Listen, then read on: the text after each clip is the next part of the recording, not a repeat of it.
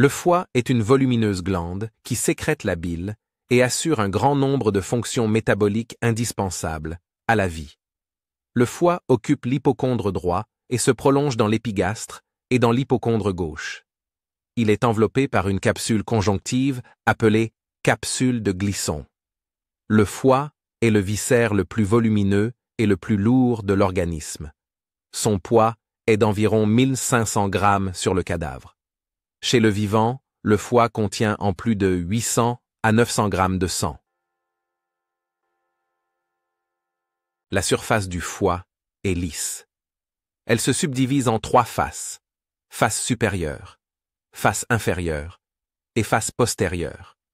Ces 3 faces sont séparées les unes des autres par 3 bords: un bord antérieur, un bord postéro-supérieur et un bord postéro-inférieur. La face supérieure du foie est convexe, lisse, unie. Elle est entièrement revêtue de péritoine. Cette face est divisée en 2 lobes, l'un droit, l'autre gauche, par le ligament falciforme, un repli péritonéal antéro-postérieur, tendu de la face supérieure du foie au diaphragme. La face inférieure est parcourue par 3 sillons, un sillon transversal ou île du foie et 2 sillons antéro-postérieurs. L'un droit répond à la vésicule biliaire et l'autre gauche. Nous allons maintenant parler de chacun d'eux en détail. 1. Le sillon antéro-postérieur gauche, ou sillon longitudinal principal, étroit et profond, s'étend du bord antérieur à la face postérieure.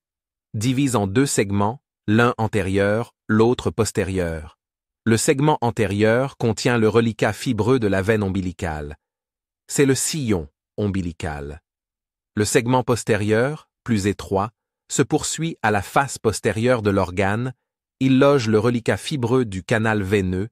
C'est la fissure du ligament veineux, sillon d'Arantius. 2. Le sillon antéro-postérieur droit s'étend du bord antérieur du foie à l'extrémité droite du sillon transverse.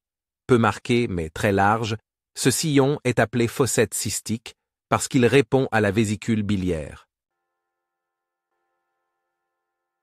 3. Le sillon transverse ou île du foie est une dépression large et profonde qui s'étend entre les 2 sillons antéro-postérieurs. Il mesure en moyenne 6 à 7 cm de long sur 1 à 2 cm de large. Il livre passage aux éléments du pédicule hépatique. Les 3 sillons de la face inférieure du foie délimitent des lobes. Lobe gauche, situé à gauche du sillon ombilical et de la fissure du ligament veineux. Lobe droit, situé à droite de la fossette cystique. Lobe carré, situé au devant du sillon transverse entre le sillon ombilical et la fossette cystique. Lobe caudé, situé en arrière du sillon transverse entre la fissure du ligament veineux et le sillon de la veine cave inférieure. La face inférieure est entièrement revêtue de péritoine, sauf au niveau de la fossette cystique. La face postérieure est la plus étroite. De forme triangulaire à base droite et à sommet gauche, elle est dans son ensemble concave en arrière et se moule sur la veine cave inférieure et sur la saillie de la colonne vertébrale. Elle est caractérisée par la présence de 2 sillons. Le sillon vertical droit est une gouttière large et profonde qui répond à la veine cave inférieure. Le sillon vertical gauche, plus étroit, est situé à 3 ou 4 cm à gauche du précédent. Il contient le reliquat fibreux du canal veineux. Le péritoine viscéral entoure partiellement le foie et se continue, d'une part avec le péritoine pariétal par les ligaments coronaires, triangulaires et falciformes, d'autre part avec le péritoine digestif par le petit omentum. Le ligament coronaire unit la face postérieure du foie au diaphragme. C'est la ligne de réflexion du péritoine viscéral sur le péritoine pariétal. Il s'étend transversalement d'une extrémité à l'autre de la face postérieure du foie. Il est constitué de 2 feuillets, le feuillet supérieur du ligament coronaire et le feuillet inférieur du ligament coronaire qui se continue à droite comme à gauche par les ligaments triangulaires et délimite l'aire nue du foie dépourvu de péritoine viscéral. Ligament falciforme. Ce ligament, allongé d'avant en arrière, relie la face supérieure du foie au diaphragme et à la paroi abdominale antérieure. Le ligament falciforme divise l'espace hépatophrénique en deux loges. La loge interhépatophrénique droite et la loge interhépatophrénique gauche. Vascularisation artérielle. On a principalement les artères hépatiques droite et gauche qui sont issues de l'artère hépatique propre, venue de l'artère hépatique commune, elle-même branche du tronc cœliaque. Segmentation hépatique. Le foie reçoit deux pédicules, l'un inférieur, le pédicule hépatique, l'autre postéro-supérieur, le pédicule sus-hépatique. Dans le parenchyme, ces éléments ont une distribution de type terminal, ce qui permet de distinguer des territoires de vascularisation, secteurs et segments, séparés par des plans scissuraux bien déterminés. La notion de secteur et de segment, territoire fonctionnel, vient ainsi se substituer à celle du lobe, entité purement morphologique. Systématisation du pédicule portal. Comme vous le savez, la veine porte est issue de la réunion veineuse entre le tronc splénomésaraïque, issu de la veine splénique et de la veine mésentérique inférieure, et la veine mésentérique supérieure. Je vais dessiner pour vous de ma propre main pour que vous puissiez mieux comprendre.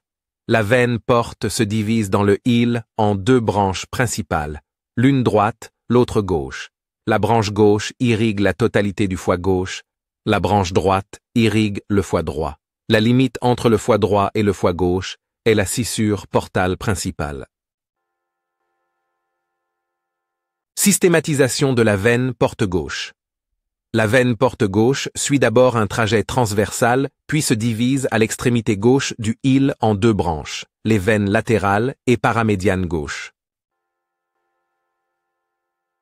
La veine latérale gauche se dirige en arrière et à gauche et se distribue au secteur latéral gauche, correspond à la moitié postérieure du lobe gauche et correspond à un seul segment, le segment 2. La veine paramédiane gauche plus volumineuse, à partir duquel naissent deux veines segmentaires, une pour le segment 3, partie antérieure du lobe gauche, la deuxième pour le segment 4, partie du foie située entre le ligament falciforme en haut, le sillon antéro-postérieur principal en bas et la scissure portale principale à droite.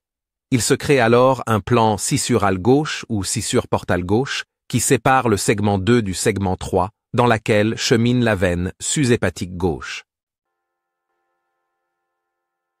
Systématisation de la veine porte droite. La veine porte droite se divise, après un court trajet transversal, en deux branches sectorielles qui s'écartent l'une de l'autre à angle aigu. Ce sont les veines latérales et paramédianes droites. La veine latérale droite continue d'abord la direction du tronc principal, puis elle s'incurve en arrière vers la partie postérieure du lobe droit. Elle se distribue au secteur latéral droit par l'intermédiaire de deux branches, antérieure pour le segment 6 et postérieure pour le segment 7.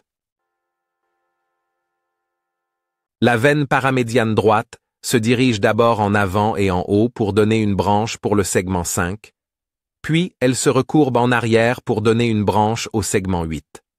Le secteur paramédian est surtout développé à la face supérieure, le secteur latéral à la face inférieure du foie.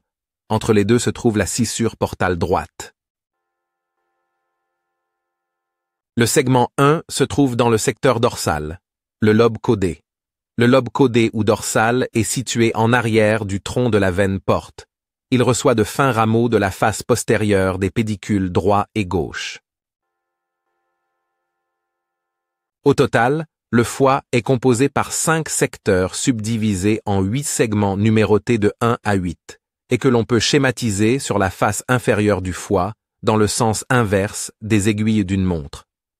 Le secteur dorsal est limité à droite par la veine cave inférieure et à gauche par le sillon du ligament veineux. Il répond au segment 1. Le secteur latéral gauche est limité à droite par le sillon du ligament veineux et en avant par la scissure portale gauche. Il répond au segment 2. Le secteur paramédian gauche est compris entre la scissure portale gauche et la scissure portale principale. Il répond aux segments 3 et 4. Le secteur paramédian droit est compris entre la scissure portale principale et la scissure portale droite. Il répond aux segments 5 et 8. Le secteur latéral droit est situé à droite de la scissure portale droite. Il répond aux segments 6 et 7. Systématisation du pédicule. Sus-hépatique. Les veines sus-hépatiques ramènent à la veine cave inférieure le sang hépatique. Les veines sus-hépatiques principales sont au nombre de 3. La veine sus-hépatique droite chemine dans la scissure portale droite, elle draine le secteur sus-hépatique droit. La veine sus-hépatique médiane ou sagittale chemine dans la scissure portale principale, elle draine le secteur sus-hépatique moyen. La veine sus-hépatique gauche chemine dans la scissure portale gauche, elle draine le secteur sus-hépatique gauche. La veine sus-hépatique gauche et la veine sus-hépatique sagittale sont souvent fusionnées avant leur terminaison en un tronc commun.